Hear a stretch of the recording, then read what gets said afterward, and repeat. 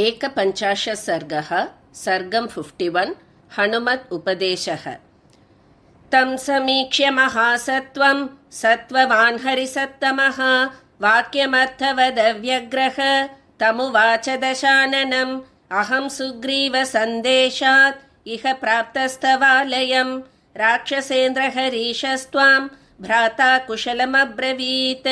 भ्रातुशृणु समादेशं सुग्रीवस्य महात्मनः धर्मार्थोपहितं वाक्यम् इहं चामुत्र च क्षमम् राजा दशरथो नाम रथकुञ्जरवाजिमान् पितेव बन्धुर्लोकस्य सुरेश्वरसमद्युतिः ज्येष्ठस्तस्य महाबाहुः पुत्रः प्रियकरः प्रभुः पितुर्निदेशान् निष्क्रान्तः प्रविष्टो दण्डकावनम् लक्ष्मणेन सह भ्रात्रा सीतया चापि भार्यया रामो नाम महातेजो धर्म्यं पन्थानमाश्रितः तस्य भार्या वने नष्टा सीता पतिमनुव्रता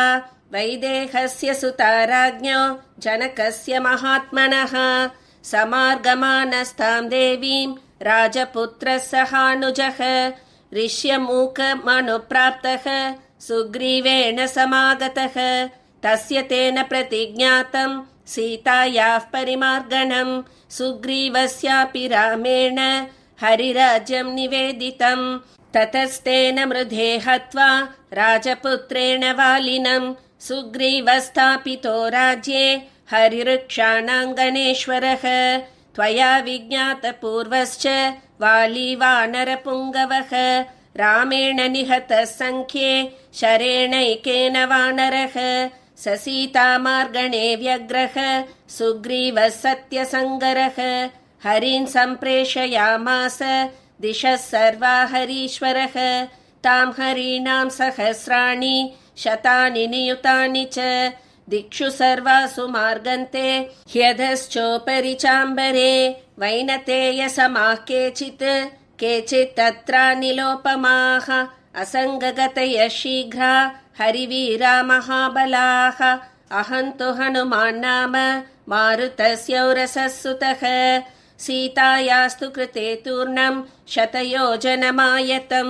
समुद्रं लङ्घयित्वैव तां दिदुक्षु इहागतः भ्रमता च मया दृष्टा गृहे ते जनकात्मजा तद्भवान् दृष्टधर्मार्थः तपः कृतपरिग्रहः परदारान् महाप्राज्ञ नोपरोधुं त्वमर्हसि न हि धर्मविरुद्धेषु बह्वपायेषु कर्मसु मूलघादिषु सज्जन्ते बुद्धिमन्तो भवद्विधाः कश्च लक्ष्मणमुक्तानां रामकोपानुवर्तिनां शराणामग्रतस्थातुं शक्तो देवासुरेष्वपि न चापि त्रिषु लोकेषु राजन् विद्येत कश्चन राघवस्य व्यलीकं यः कृत्वा सुखमवाप्नुयात् तत्त्रिकालहितं वाक्यं धर्म्यमर्थानुबन्धि च मन्यस्व नरदेवाय जानकी प्रतिदीयतां दृष्ट्वा हीयं मया देवी लब्धं यदिह दुर्लभम् उत्तरं कर्म यच्चेषं निमित्तं तत्र राघवः लक्षितेयं मया सीता तथा शोकपरायणा गृह्ययां नाभिजानासि पञ्चास्यामिव पन्नगीं नेयं जरयितुं शक्या सासुरैरमरैरपि विषसंसृष्टमत्यर्थं भुक्तमन्नमिवौजसा तपःसन्तापलब्धस्ते योऽयं धर्मपरिग्रहः न स नाशयितुं न्याय्यम् आत्मप्राणपरिग्रहः अवध्यतां तपोभिर्यां भवान् समनुपश्यति आत्मनः सासुरैर्देवैः हेतुस्तत्राप्ययं महान् सुग्रीवो न हि देवोऽयं नासुरो न च राक्षसः न दानवो न गन्धर्वो न यक्षो न च पन्नगः मानुषो राघवो राजन् सुग्रीवश्च हरीश्वरः तस्मात् प्राणपरित्राणं कथं राजन् करिष्यसि न तु धर्मोपसंहारम् अधर्मफलसंहितं तदेव फलमन्वेति धर्मश्चाधर्मनाशनः प्राप्तं धर्मफलं तावत् भवता नात्र संशयः फलमस्याप्यधर्मस्य क्षिप्रमेव प्रपत्स्यसे जनस्थानवधं बुद्ध्वा वालिवधं तथा रामसुग्रीवसख्यं च बुद्ध्यस्वहितमात्मनः कामं खल्वहमप्येकः स वाजिरथकुञ्जरां लङ्कां नाशयितुं शक्तः तस्यैष तु न निश्चयः रामेण हि प्रतिज्ञातं हरिवृक्षगणसन्निधौ उत्सादनममित्राणां सीतायैस्तु प्रदर्शिता अपकुर्वन् हि रामस्य साक्षादपि पुरन्दरः न सुखं प्राप्नुयादन्यः किं पुनस्त्वद्विधो जनः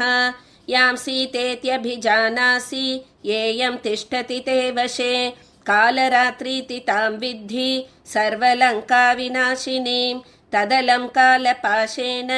सीता विग्रहरूपिणा स्वयं स्कन्धावसक्तेन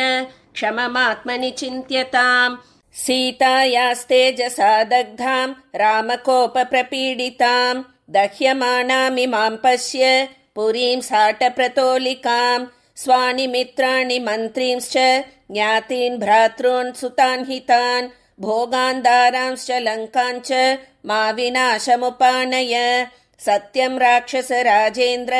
शृणुष्व वचनं मम रामदासस्य दूतस्य वानरस्य विशेषतः सर्वान् लोकान् सुसंहृत्य सभूतान् सचराचरान् पुनरेव तथा स्रष्टुं शक्तो रामो महायशाः देवासुरनरेन्द्रेषु यक्षरक्षो गणेषु च